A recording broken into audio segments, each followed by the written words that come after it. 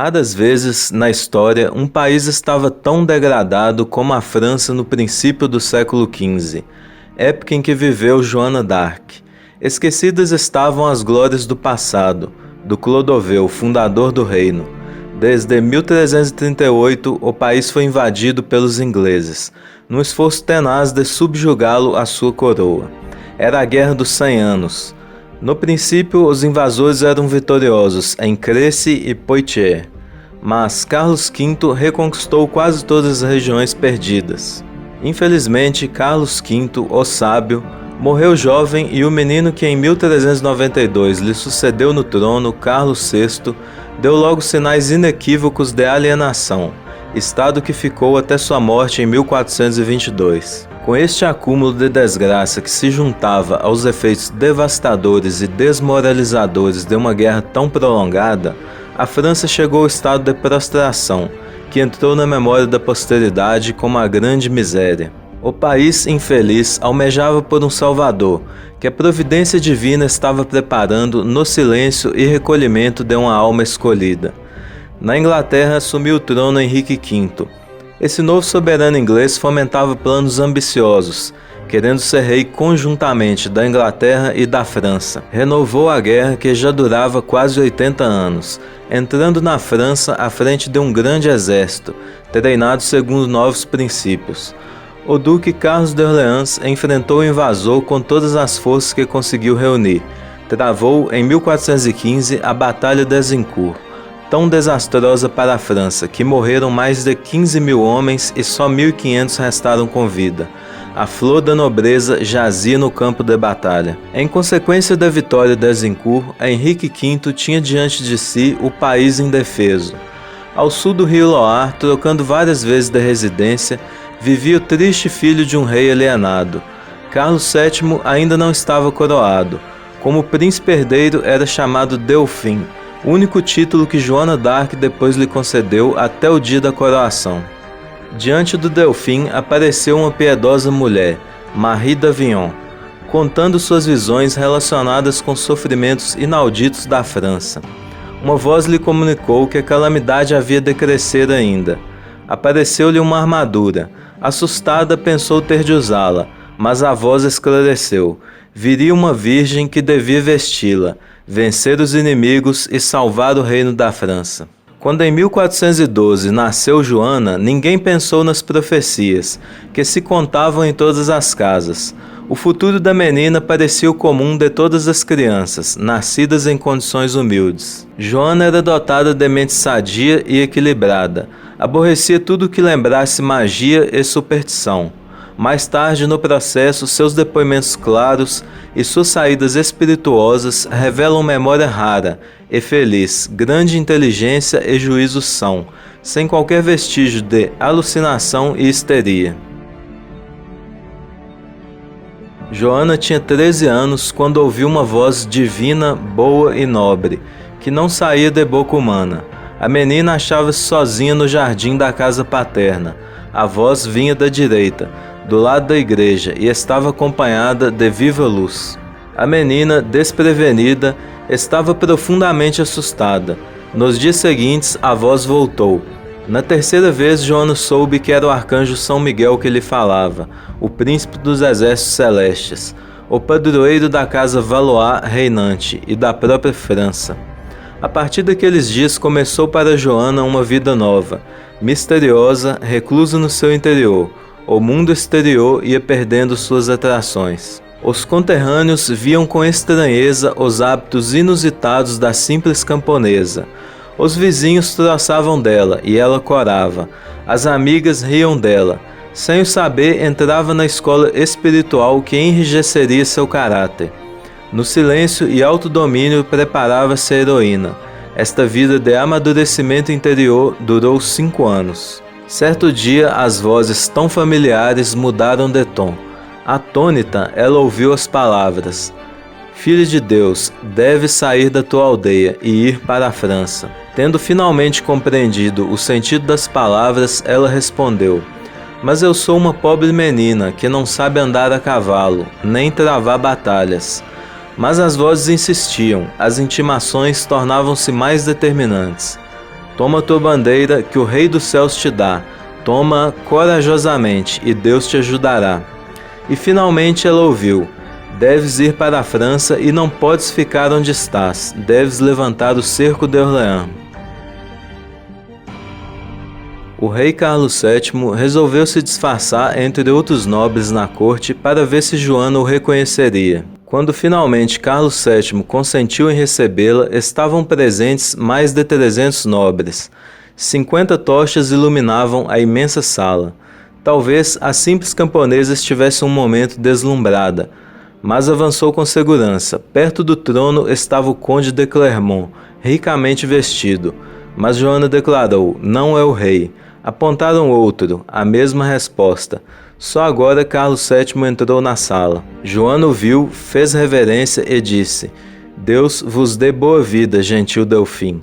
Ele apontou o conde de Clermont, mas Joana insistiu sem duvidar: em nome de Deus, gentil príncipe, vós o sois e ninguém mais. Joana passaria por outros testes. Não foi com facilidade que ganhou acesso à corte e à confiança do rei e dos homens de armas. Foi levada à Universidade de Poitiers e submetida a interrogatórios. O arcebispo de Chartres foi nomeado chefe de uma comissão de inquérito, integrada por teólogos de renome. Joana estava impaciente, pensando no precioso tempo perdido para a pronta libertação de Orleans. A prudente e cautelosa investigação contribui até o dia de hoje para o reconhecimento e estima da vidente. A história conservou algumas respostas de Joana, revelam o juízo são e a concepção clara de uma mentalidade alheia a toda sentimentalidade e falso misticismo. Os chefes militares quase nunca faziam o que a vidente lhes recomendava, e, contudo, era ela que no fim dirigia as operações e decidia a vitória. Ela predizia os resultados e todas as suas afirmações se realizavam à risca, ainda quando pareciam inverossímeis. Quando a vanguarda do exército saiu de Blois, a Virgem Guerreira, aconselhada por suas vozes, queria avançar ao norte do rio Loire, para imediatamente atacar os ingleses. Mas os chefes a enganaram e escolheram prudentemente o lado sul, onde não havia perigo de serem atacados pelos ingleses. Temiam o inimigo. Quando Joana chegou perto de Orleans, à frente da vanguarda, o comandante da cidade veio-lhe ao encontro. Ela lhe perguntou se era Dunois, e se foi ele que ordenou a marcha por este lado do rio Loire, impedindo assim que ela fosse diretamente para onde estavam os ingleses. Dunois não podia negar. Joana, irritada, disse: em nome de Deus, o conselho do Senhor é mais seguro do que o vosso. Pensa poder enganar-me, mas engana a si próprio, pois eu trago um auxílio mais forte que jamais um soldado ou cidade podia receber, o auxílio do Rei dos Céus. Dunois ordenou que esperassem pelo grosso do exército e convidou Joana a entrar na cidade. Foi recebida com um júbilo sem fim, como se fosse um anjo do Senhor, pois todos esperavam que ela dominasse o inimigo. Estava revestida da armadura branca, precedida de sua bandeira, igualmente branca, onde se via Nossa Senhora, o arcanjo Gabriel e outros anjos segurando lírios. Ao lado de Joana, montado também e armado, andava o comandante Dunois. Depois da libertação de Orleans, Joana d'Arc recomendou ao Delfim a se fazer coroar rei em Reims. O rei, porém, e os chefes de guerra consideravam perigoso o avanço por terras sujeitas ao inimigo. Aos 11 de junho de 1429, o exército francês de 8 a 10 mil homens, chefiado por Dunois, campeou diante da cidade de Jargeau. Propagou-se então o boato de que se aproximava o chefe inglês Falstaff, com 5 mil homens. Tal era a fama dos ingleses, principalmente do seu corpo de arqueiros, que entre os chefes franceses quase se originou um pânico. Foi Joana d'Arc que salvou a situação. Vendo a inquietação dos comandantes, assegurou-lhes que não precisavam temer os ingleses. Deus estava a favor dos franceses. Dentro de 24 horas, os franceses estavam vitoriosos, conquistando a cidade e aprisionando o chefe inglês Lord Suffolk. Em seguida, deram-se cenas marcantes. Estava na vizinhança também o exército inglês comandado por Talbot e Falstaff. Apesar das insistências de Joana, os franceses não ousavam atacar. O exército francês seguiu Falstaff até Paris. Sabemos que Joana não tinha comando. nem lhe permitiu juntar-se à vanguarda. Impaciente, via-se obrigada a seguir no grosso do exército. Nesta ocasião, ela impressionou profundamente o duque de Alençon, que mais tarde contou: muitos homens do rei eram tímidos, mas Joana disse: em nome de Deus é preciso combatê-los, e se estivessem pendurados nas nuvens, nós os teremos, estou certa da vitória. A cavalaria francesa movimentou-se para alcançar o exército em retirada. Quando Falstaff foi informado da presença do inimigo, mandou os arqueiros dar volta e resistir ao ataque, mas foram dispersos por um forte ataque de cavalaria. Desorientado, o comandante da retaguarda, já meio vencido, julgou-se abandonado por Falstaff e rendeu-se. Falstaff, assustado, fugiu. 2.000 ingleses morreram quase sem resistência. Talbot foi preso e nunca perdoou a Falstaff a fuga precipitada.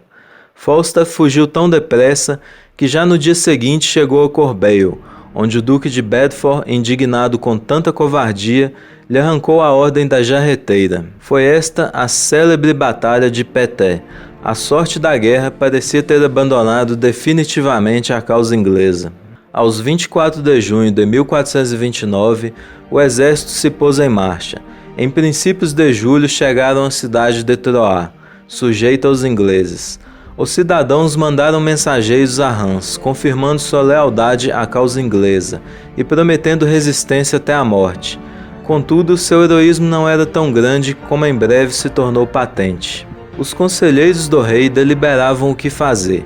As crônicas referem que Joana entrou na sala do conselho, dirigindo-se ao rei: nobre Delfim, dai ordem de assediar imediatamente a cidade. Em nome de Deus, prometo que dentro de 3 dias eu vos levarei para dentro da cidade de Troyes, seja por via pacífica ou pelo combate e a força. Joana começou logo os preparativos para o assalto. De madrugada, os cidadãos reconheceram assustados a iminência do perigo e capitularam. Podia continuar a marcha para Reims. Poucos dias depois, o exército chegou à vista da cidade, que não ousou resistir. Abriu as portas e recebeu honrosamente seu rei. Em 17 de julho de 1429, tinha chegado o grande dia da donzela de Orleans, o que as vozes não cessavam de lhe confirmar, o que ela prometeu tantas vezes ao gentil Delfim, o que poucos meses atrás parecia ainda completamente impossível, agora ia ser realidade. O legítimo herdeiro do trono francês seria coroado solenemente na grandiosa catedral. Joana achava-se diante da cidade de Melun, quando as vozes lhe revelaram que antes da festa de São João seria aprisionada, que assim devia acontecer, que não desanimasse e que Deus lhe daria auxílio. A partir deste momento, Joana participava ainda das operações bélicas. Joana tomou parte na luta que se desenrolou auspiciosamente pela conquista de um povoado, mas os sitiados contra-atacaram. O pânico apoderou-se dos franceses. Cada um procurou salvar-se. Também Joana viu-se obrigada à retirada. Recuou até a ponte levadiça que encontrou erguida. Apesar da situação desesperada, queria lutar. Mas a superioridade do inimigo era esmagadora. Um inimigo atirou do cavalo. Estava presa a salvadora da França. Enquanto Joana estava nas mãos dos Borguinhões, que afinal eram franceses, traidores do rei, os ingleses pressionaram tanto e ofereceram por sua vez tão vultosa soma de dinheiro que finalmente a prisioneira lhes foi entregue. As atas do processo dão conta de que um ódio implacável perseguia a prisioneira. Não bastaria uma morte qualquer, devia ser executada pelo modo mais cruel da fogueira. Além disto, seria um golpe fatal para o rei da França, Carlos VII, se toda a população fosse inteirada de que suas vitórias eram devidas a uma bruxa. Para ser convincente e justificar a execução pela fogueira, não bastaria um tribunal leigo. O julgamento tinha de ser proferido por um tribunal eclesiástico. Eis os planos ingleses que foram executados fielmente. O conde de Warwick tinha relatado que Joana adoeceu, conforme averiguou, e pediu que a tratassem. Por nada no mundo o rei inglês queria que ela morresse de causa natural. Ele a tinha comprado por vultosa soma. Não queria que morresse salvo por sentença judicial, queimada viva. Mandou, portanto, examiná-la com diligência e curá-la. Várias pessoas que se mostraram favoráveis a Joana foram ameaçadas pelos ingleses, a tal ponto que fugiram da cidade. Este ódio não esmoreceu até o último dia. Joana disse a vários nobres franceses e ingleses: "Bem sei que os ingleses planejam matar-me, porque esperam conquistar a França depois da minha morte. Mas se eles fossem ainda 100.000 a mais do que agora, nem mesmo assim teriam o reino."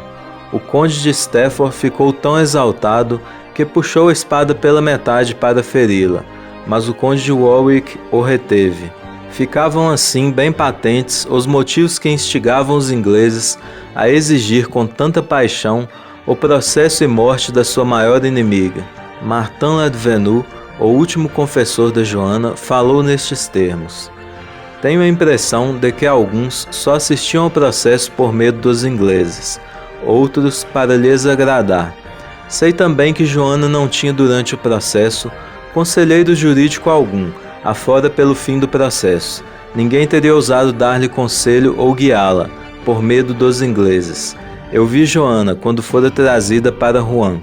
Não tinha instrução, tinha cerca de 20 anos, sabia apenas o Pai Nosso, mas deu respostas prudentes nos interrogatórios. Depois da extradição aos ingleses, foi internada num castelo em Rouen. Por medo que a feiticeira pudesse escapar, vigiaram-na com extremo rigor. 3 soldados ingleses estavam dia e noite no mesmo recinto, enquanto 2 vigiavam diante da porta. Eram sujeitos da baixa ralé que injuriavam a prisioneira. Ela se sentia perpetuamente ameaçada por esta gente. É um dos crimes cometidos contra a indefesa mulher tê-la entregue a estes homens viciados durante todo o tempo da sua prisão. No processo, a jovem de apenas 19 anos, completamente sem estudos, mostrou uma madureza, prudência e ponderação acima da idade. Revelou grande agudeza de espírito. Vários ficaram tão admirados que atribuíram suas respostas a uma inspiração sobrenatural. Soube responder satisfatoriamente e sem se comprometer às perguntas mais capciosas e insidiosas de abalizados doutores.